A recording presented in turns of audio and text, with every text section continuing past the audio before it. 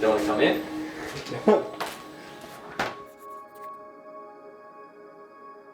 Yeah, I've always kind of focused on preparation, but it was always kind of relative to like what I knew and the resources that I had and the time that I had. So like when I was younger, like I thought I was doing as much as I can, but compare that to what I do now, it's nowhere near it. But yeah, so I'm at St. Haven doing the recovery, so I either do cryotherapy or an ice bath before I train just to wake myself up a bit and flush out some inflammation from training, usually the day before. It's a different type of technology, so it's basically the same science behind ice baths, but it's not probably as cold. Like it's technically like minus 100 degrees in there, but it doesn't feel like that. The science behind it is basically, yeah, your muscles kind of go into a bit of like a shock because of the change in temperature, which helps get more blood delivered to that area. So yeah, usually after a heavy training day, like I said, you are pretty inflamed and a bit sore, so it helps with that muscle soreness. And I find just mentally it just like wakes me up. Like, yeah, you definitely feel amazing straight after, so I like doing it before exercise because it gets you going.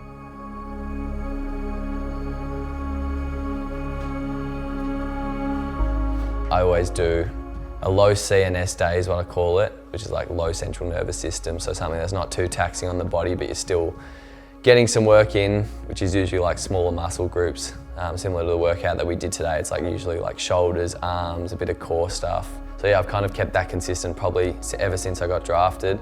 I always like to do something with a bit of mobility as well midweek, which I always like, and then finish with some recovery. I use like stuff like a spa or a sauna more to relax and to calm my muscles down like after they've worked out. It's really good to just relax me, like the heat in the sauna flushes out like bad toxins, and it also calms me down after a gym session, which you're a bit amped up from. So it mentally relaxes me, but also relaxes my muscles. And I usually do a sauna when I'm not training for the rest of the day, so then I know I'm just like, don't need to put the body under more stress for the rest of the day.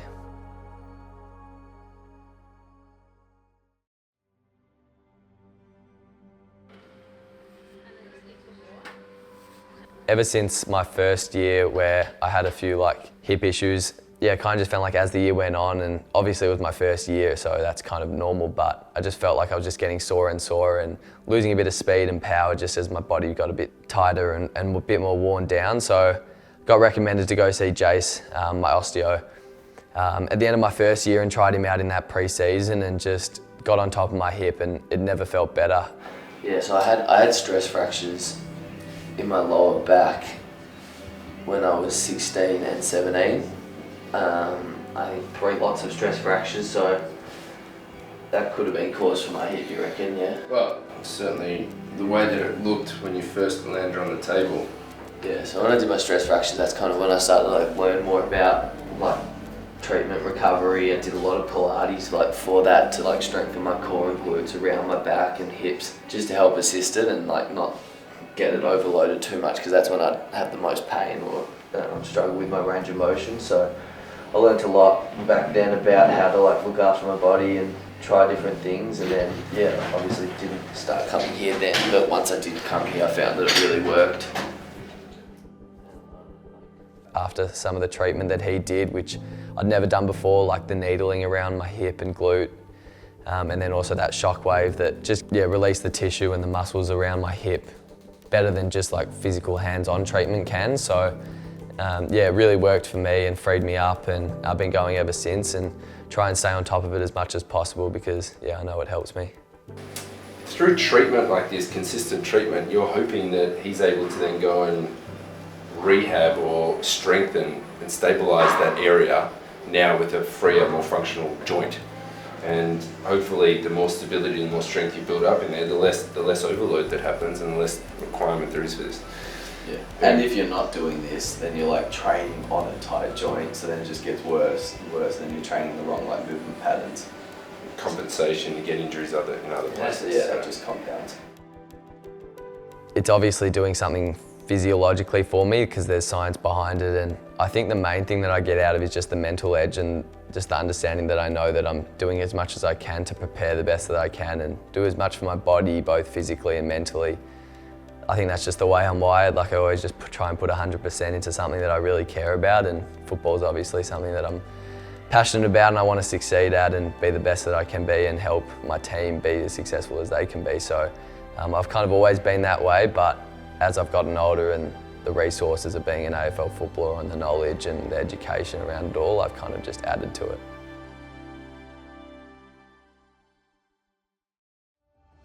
I'm very grateful to have been drafted back in, 2022 at the end with George. That was pretty special, and then yeah, just fell in love with it ever since. The people involved, just what I get to do every day. Yeah, so passionate about the club, and yeah, it's just a special place where you just feel wanted, you feel included, you feel like you're set up to, I guess, be the best that you can be and really grow as a person on and off field, and I've definitely felt that. And one particular bloke who's going to start out on his journey for the first time this Saturday, and that's Harry Sheezel. So yeah, just thanks to Clarko and the whole club.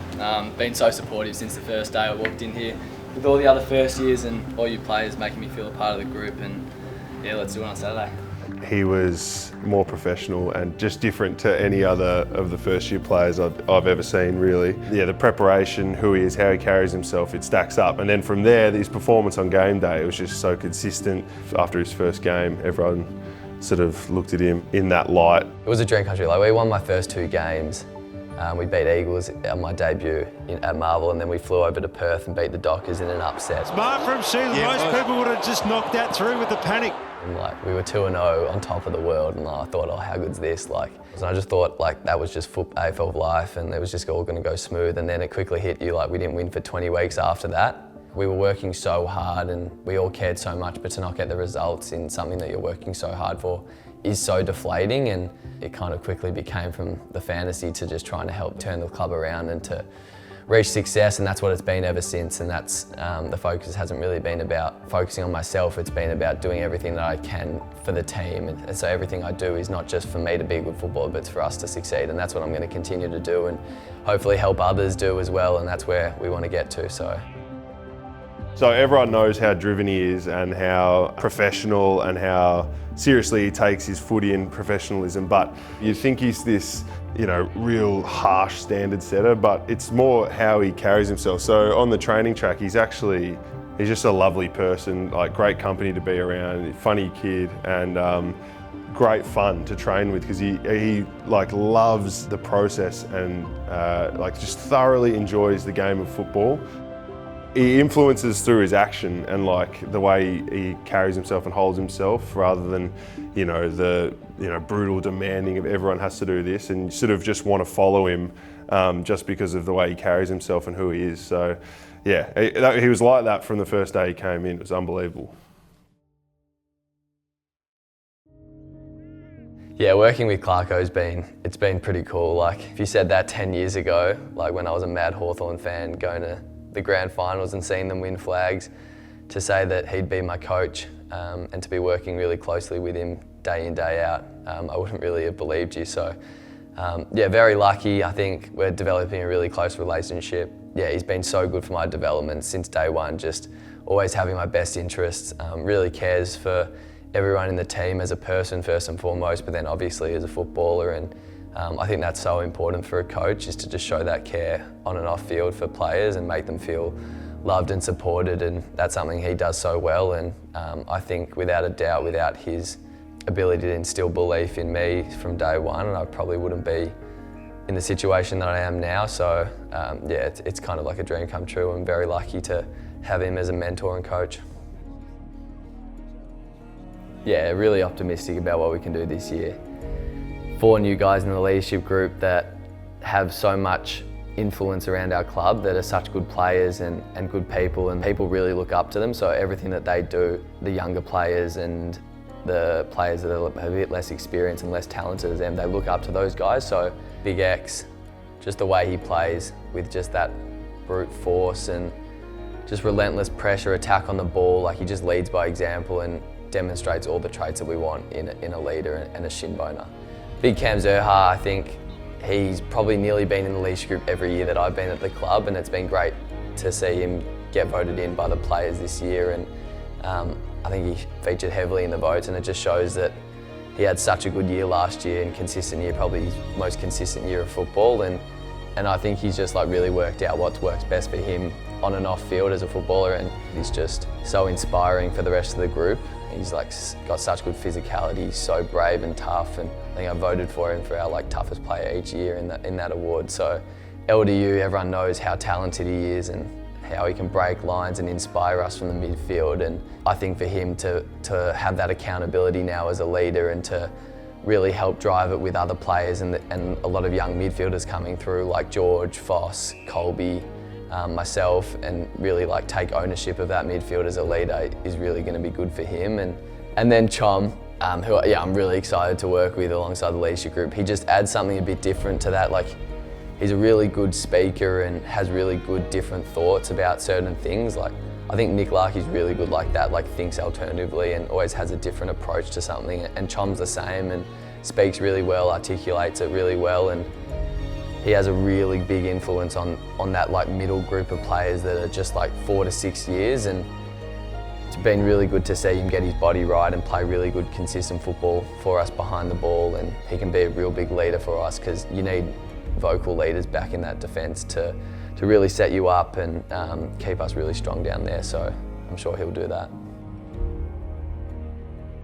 Yeah, that was a massive honour being vice captain last year, with sort of the amount of passion that he has for, one, the club, the loyalty that he has for the club, but for the individuals in the club and how genuine he is with his relationships is something pretty special to have in a leader. And it's pretty cool from where he's come from. Like, he picked 72 or 3 was it, or 71, had 0 touches in his first game, and for him to stick so loyal to the club but then still love the place and want to give so much back to it, and then now get the reward as captain. And I have so much belief in him that he's going to take us forward because he is so good at doing that. He's giving belief in individuals, and he's a great motivator as well with his speeches, so I'm excited for those when he gives those pre-game. And yeah, I'm just really looking forward to supporting him in that role, and I have no doubt that he'll nail it, and it won't be too much of a burden on him because I think he's more than capable. We have an amazing culture off field. Like, the boys get along so well with each other. I think we laid a really good foundation by having those close relationships off field, because that allows you to then have that trust on field and really challenge blokes and know that it's coming from a good place. And I think you've seen the maturity of the group over the last 12 to 24 months. Like, we probably haven't got the reward on field yet, but I don't think that we can kind of just dismiss that we have been putting in so much work and laying really good foundations without actually getting the reward just yet. So I've enjoyed the process and I'm definitely grateful for it. Like, it's been very challenging.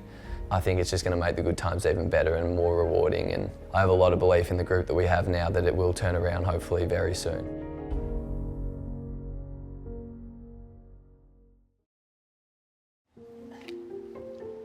Jagger's a bit more reserved, a bit quieter. He loves his food. Like, tries to eat everything, like whether it's food or not. Yeah, so he was always a bit bigger, more developed than Ashton, and then he's just so cute. Like, just like observes everything, or just like watch everyone try and copy like what they're doing, or just like take it in. I love it. I love it. So they were born in Feb, so it was like right before the season. And like, I try and spend like so much time with them. Like, I love like this time, like I'll go there, play with them, do dinner time and help them, like put them to bed and stuff. And then it's amazing how quickly they grow up. Like, each time I see them, they've like changed already, and just like seeing them like from where they were to like now, and each time it's just so much fun, and like that they're now developing like personalities. And then once they get a bit older, once they start walking, I'll start hopefully kicking the footy with them and playing basketball and stuff. He's been amazing as an uncle. He, as he said, comes over heaps, plays with them. They love hanging out with him. And I feel like just as they're getting older now, they'll really appreciate having a funkle like Harry, we call him. Our family, from day one, that's the main thing that just grounds me always. Like, mum and dad are really big on that, and very fortunate to have such a close family, and to now have these guys that kind of like unite us as like all together, like as well. Like, we're all always back at Timna's house and playing with them. So yeah, family's definitely the one thing for me that's just always constant, like keeping me grounded and level no matter what's happening in life. Like, footy has a lot of ups and downs, as you know, so when I'm down and you see them like smiling and playing with them, like kind of just makes you kind of forget about it all. And We had a bit of a tradition last year in the home games to come Yeah. to our house before the games. yeah, especially night games, like because like they can be a long way, the night games, and it's hard to fill time. So I'd usually go over to them. I'd put their jerseys on for them and kind of just kill a bit of time and make me relax before a game and not really think too much about it. Hi, are you Uncle Hazzy? Are you Uncle Hazzy? We've got our full forward and full back in what, 15 years time? No, What's wrong? 18 years time. What are you looking at? Bye, Jags. Say bye to the camera. Yeah. Can you say bye, Uncle Thanks for Hazzy? coming. Can you wave, say bye? Can you wave? Wave, bye. Hi. Bye. Bye. Bye.